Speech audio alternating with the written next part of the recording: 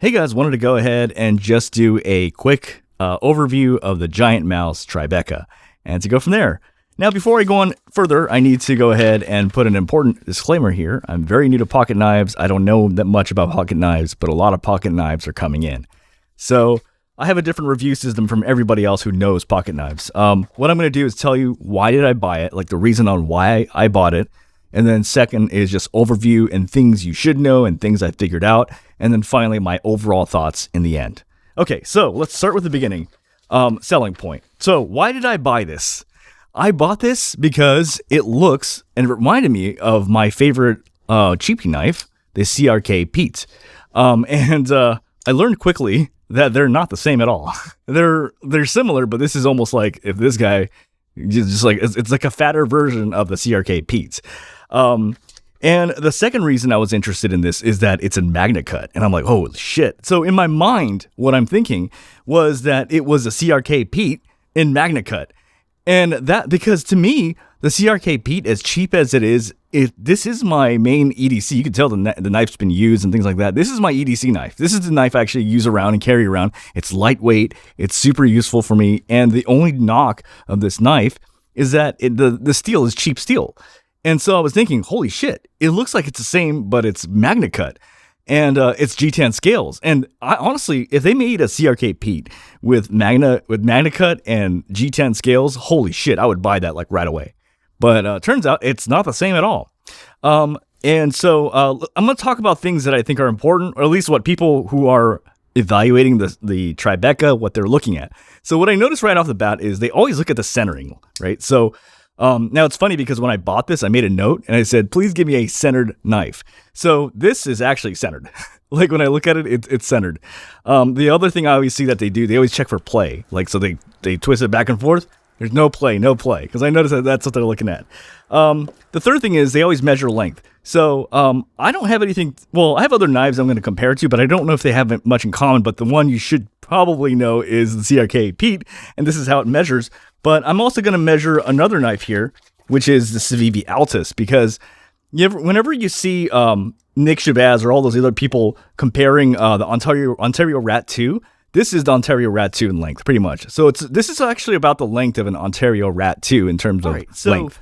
One of the things I've noticed right off the bat about this knife is that it's extremely ergonomic. Like I'm just pulling on it and what I want to do is this. I want to make out one point because I did see a video that kind of went over this.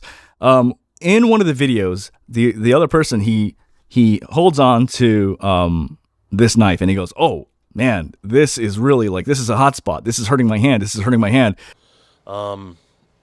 Back here isn't that comfortable. I feel that wire clip big time. I tried it and it's not happening with me. However, I should note that my hands are likely very different from his. So mine are about 3 inches across and I have more skinnier fingers. And to me, this feels like it's so perfectly ergonomic. I mean, it is like, this is, holy crap. It like is so perfectly ergonomic. It feels just right. And so I think the ergonomics are fantastic on this. The other thing I want to mention is that I don't think this knife is EDCable.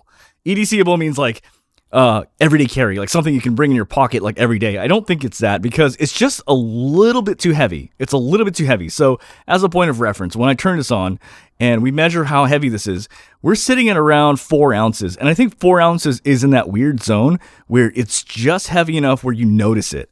Just as a point of reference, I'm going to put in some other knives in here that I think are more everyday carryable that are much lighter. So I went over the Baby Banter not too long ago. That's like super light, right? You're talking around 2 ounces.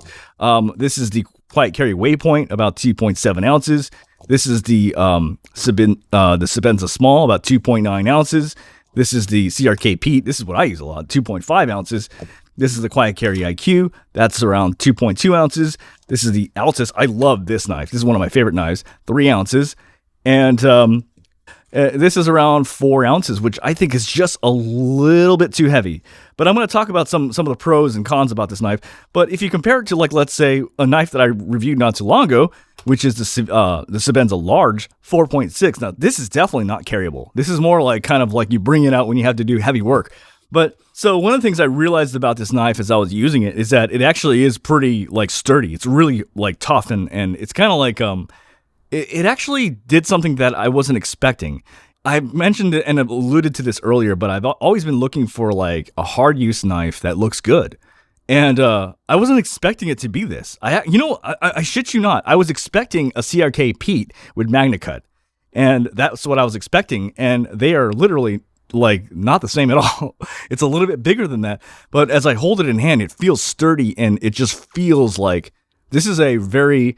And I have to agree with the description that they have on their website. On their website, what they say is, the Tribeca presents a sturdy and visually appealing knife design. Yes, I agree with that. That merges durability, yeah, this thing is durable, and functionality with its razor-sharp blade and thoughtfully designed ergonomic grip. It's absolutely ergonomic.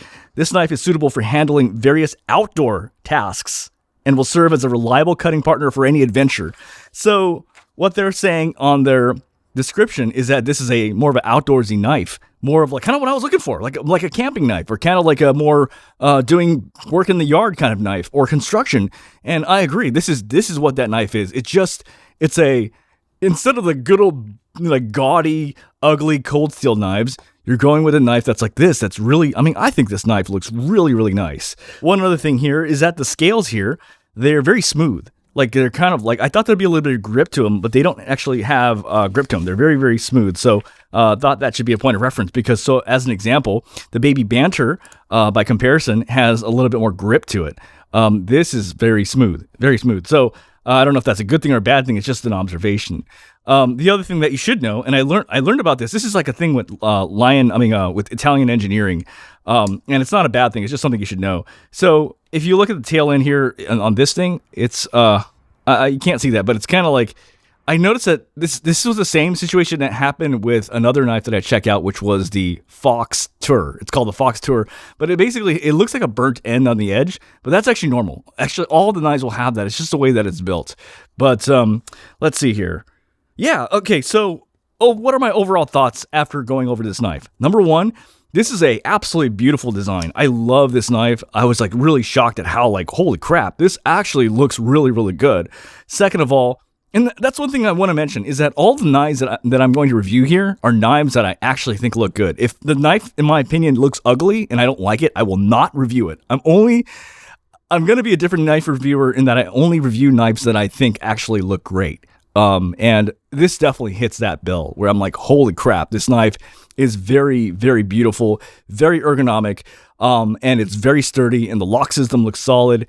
I would say the only drawback I see of this knife is that it's kind of in this weird zone where like it's not a carryable, everyday sort of carry knife. This is more of a, when they say it right off the bat, it says right on their paperwork, it says this is more of an outdoorsy knife, and that's what I think it really is. But overall, just a really beautiful knife, though it's definitely more of a outdoorsy, I would say more of a hard use knife that looks good, which is rare. Believe it or not, it's extremely rare. If you ever type in like on Reddit or you ask everybody, what are some hard use knives you recommend?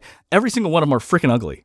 Like this is, you know what I mean? Like they're all ugly. And with a few exceptions, like I would say like, the Sabenza Large or like a few other knives, and it's literally like less than 4. And this is, I think, one of them where it's a hard use knife that actually looks good.